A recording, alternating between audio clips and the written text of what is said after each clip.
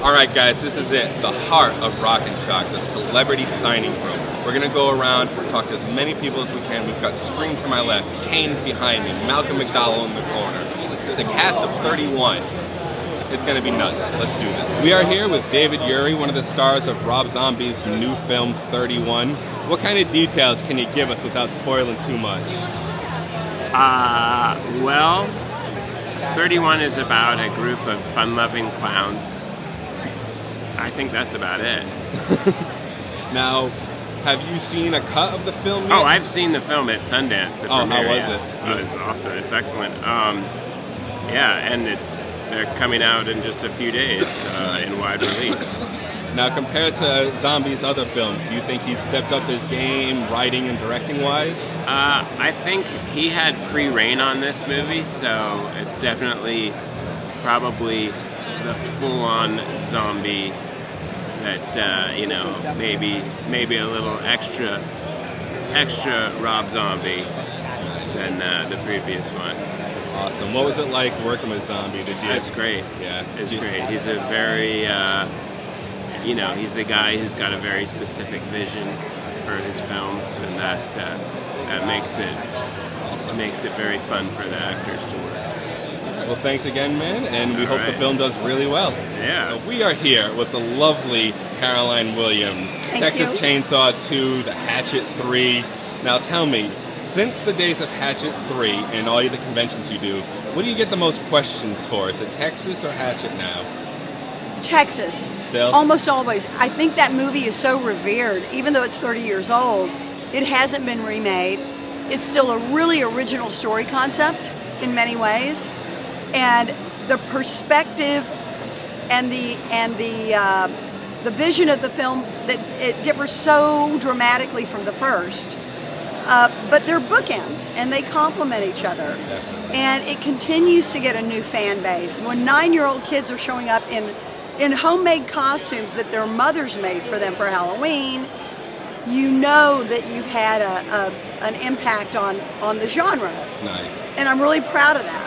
Now, when you were filming with Dennis and everybody back then, did you guys have any idea of what would transpire throughout the next decades, like how popular this would remain and just be as well revered and thought as the original? Not at all, because at the time in '86, horror was still considered sort of porny and marginal and for people with a lot of poor taste. Of course, now horror is driving the entertainment culture in a lot of ways. American Horror Story, Scream Queens. A lot of television product is influenced by our genre, so we're sort of the billion-dollar gorilla in the culture right now, and there's no way to know how culture will turn, how it will change, how it will grow. So that's also been a really lucky and wonderful thing. Now, speaking of like how horror has just evolved throughout the years, from the slasher 80s, the remix 90s, the torture porn 2000s, where do you see, or where would you like to see the genre head in the next decades? I see the genre heading back to a more 80s practical effects sensibility, but it's also starting to take in some of the Hitchcock, Billy Friedkin from The Exorcist, Richard Donner from The Omen. It's starting to have a much more highbrow aspiration, working in a lot more story elements, more comprehensive explorations of characters and their relationships. The story is becoming more and more and more important, and I think that's driven by the desires of the fans. They're not stupid trailer park, troglodytes like everybody always thought they were. They want to read and see and hear good stories as well. And the thing that always remains enduring, the music is fucking awesome. So, we've pretty much got movies by the balls when it comes to that. And I think that's where this is going. I know I'm hoping to do another film in the future. I'm waiting to find a project like that has all those elements. Nice. Would you return to something like a Hatchet or something that you've done before where it was a lot of fun? Because your role in Hatchet, I just watched it again last night. It was so much fun. Well done. So great. Everybody from Zach to Danielle, just Kane. That's from the mind of Adam Green. I mean, Adam's creations really are unique. He's just got a different imagination. The thing I loved about Hatchet 3 is B.J. McDonald, who's a very powerful cinematographer. You could see the Rob Zombie influences in there. He's got a very muscular, very masculine take on the genre, and I felt like Adam's rich dialogue, his imaginative stories, those two things together really made that movie bounce. And I would go back to work for those guys anytime. As far as the chainsaw things, you know, the product varies, but it would depend on the filmmakers. For me right now, everything is the writing and the filmmakers themselves. Nice. There's a lot of really exciting filmmakers out there right now. I've worked for Eric England, and Joe Begos is a new hot name. Oklahoma Ward is a new hot name. You know, Freddie Alvarez and all them guys. so many great new filmmakers, and those are the filmmakers I'm interested. Also, the Etheria Film Festival regularly features hot up-and-coming new female filmmakers. Jill, I can't pronounce her name for shit. Jill Gavarza, I call her Jill Six.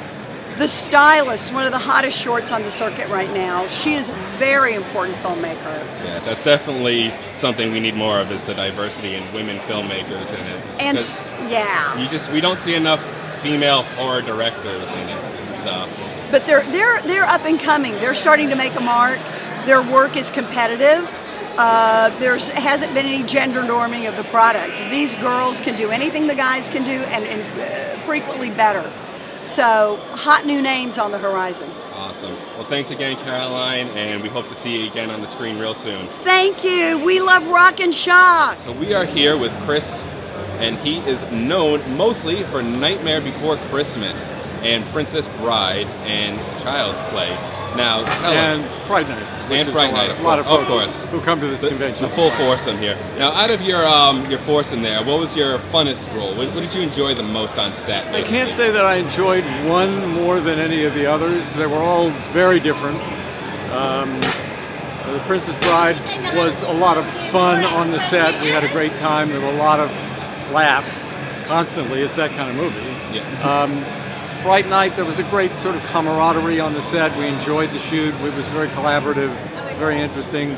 Child's Play was a tough shoot, mostly because of the various iterations of the doll, and you know, trying to get into the right position, that sort of thing.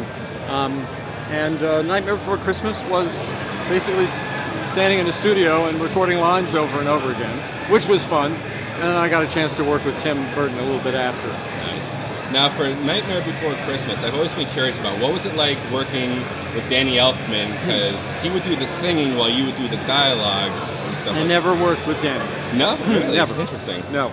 Danny had recorded all the music Okay. prior to the time that I started doing my role in the movie. Yeah, because I always found it fascinating how you guys were able to match your voices so perfectly. That you have to credit the director and the sound people. Yeah, that was awesome. Yeah.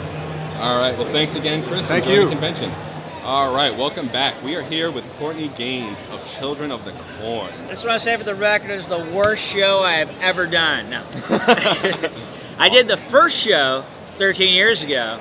It took 13 years to be back, so Oh, I'll be like an old man by the time I come back again. So hey, nothing like a Rock and Shock alum to come back. that's right. Yeah, not many can say they were at the first. No, I Yeah. was there. I Were remember you? ya.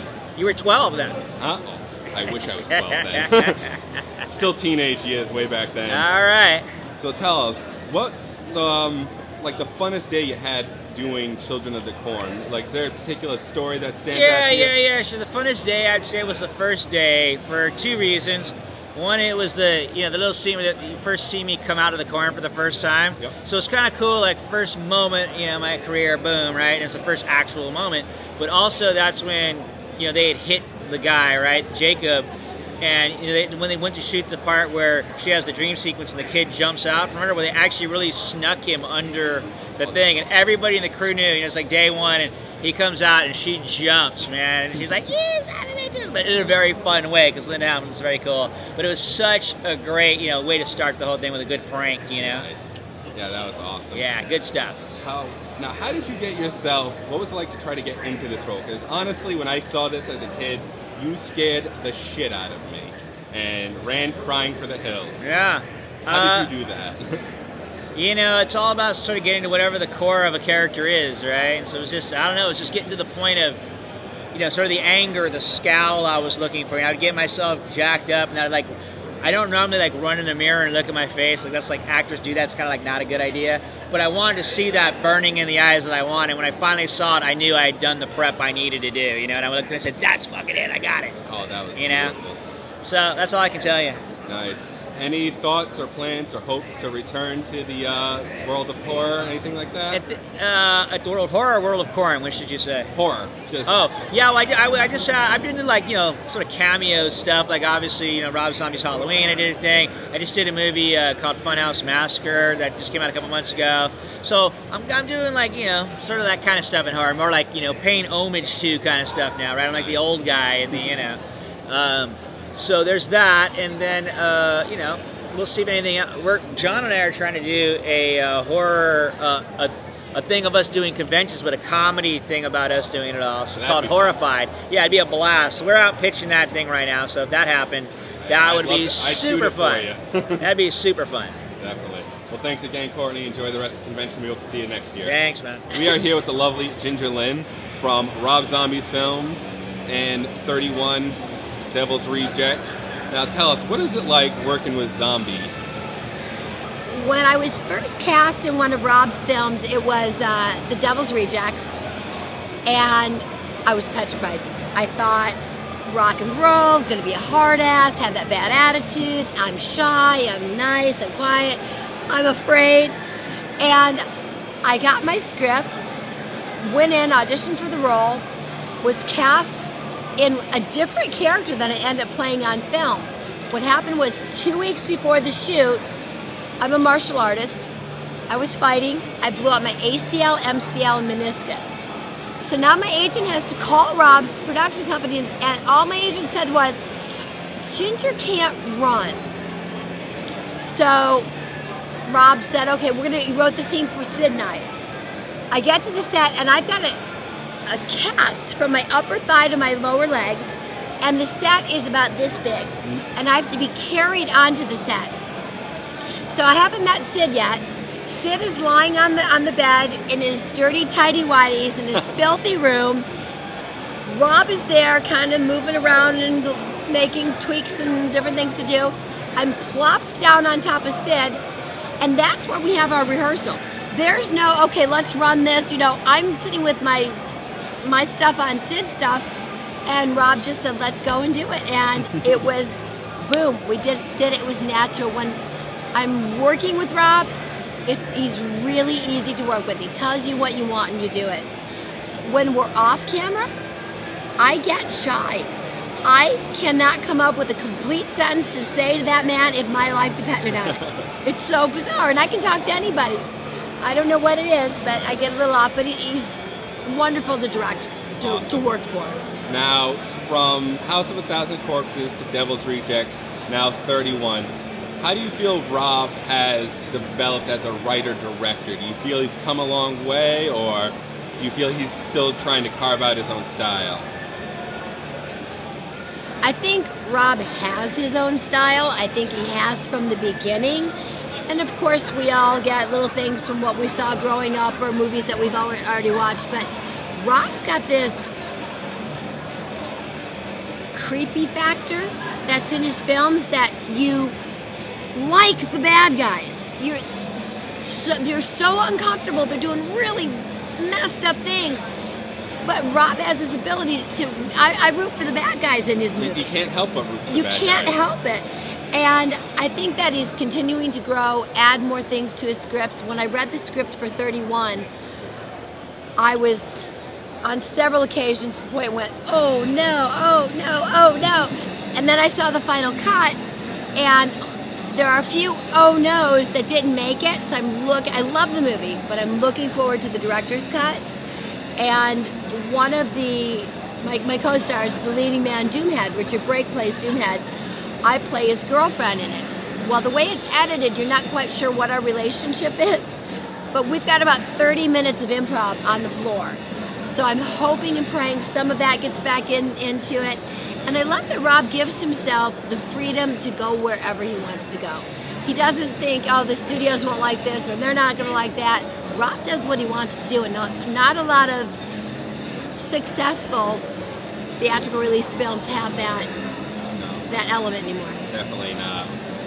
Anything else we can hope to look forward to other than 31? I mean, anything other projects you want to be working on soon? Or? I've got several things. My book is almost finished. Yes. It's a little over 200 pages at this point. It's probably going to be about 800. There's a lot to go in it. And its working title is I Don't Look Good on Paper. I like that. And I'm having a blast writing it, taking me back through time and remembering all these wonderful times and experiences I had. So that'll be out soon. I've got my new gingerlinart.com site up, selling a lot of my paintings. Got 2 films in the can. House of Many Sorrows, I'm not sure. I think we're looking at a spring release for that. And what's the other movie? Streets of Vengeance is coming out as well. Awesome. Well, thank you again, Ginger. Enjoy the rest of the convention. Thank you so much. So we are here with Julie Gleason, star of Rob Zombie's Lords of Salem and the upcoming 31. Now, what's it like working with somebody like Rob Zombie on films? He creates a fantastic atmosphere on the set. It's friendly. It's easy. You become very quickly a team member. He's a wonderful audience for what you do. He's essentially quite a quiet and shy man. It's because people are surprised. I was surprised because of his stage persona, which is a very, yes, and he's a very quiet man, very private man. He's also teetotal and vegan. I know. I think the reason why people come back again and again is cool. It's really cool. Now, going from Lords of Salem to 31, how do you feel Rob has progressed as a writer-director? Oh, I think that all writers, he just gets better. I believe that he wrote Malcolm's role for Malcolm and my role for me. And it's wonderful because he sort of knows what you can do and what you would want to do. Very big difference, Yes. Yeah. I really, really like him. Nice. Yeah. What's been some of your favorite moments from the set of either 31 or Lords of Salem? Is there like a day that kind of sticks out in your head that was just real nice, or kind of something funny happened? Oh yeah. Yes. In Lords of Salem, I don't know if you would remember this, but there is a scene where there is Dee Wallace. She's one side of me. I think I'm in the middle. I think it's Dee Wallace. But I think Dee's here. I'm in the middle, and Patricia. And we're kneeling in front of a door. And it's the door where all the bad things are happening. And the door is supposed to open slowly and close. And props are, obviously they're the guys that are doing it. So they call action, and something goes wrong with the door. And Patricia, before we roll camera, right? Something goes wrong, and Patricia says to me, "That door can't act." And I said, "Yes, I know. It's a bit wooden." And Patricia and I started to laugh, and they called action. And the camera operator said, "Could Patricia and Judy stop their shoulders from shaking, please?" Dee, of course, was a good girl. But you... That's too good. Yeah. Awesome. Well, thank you again, Judy. Enjoy the rest of the convention. Thank you very much.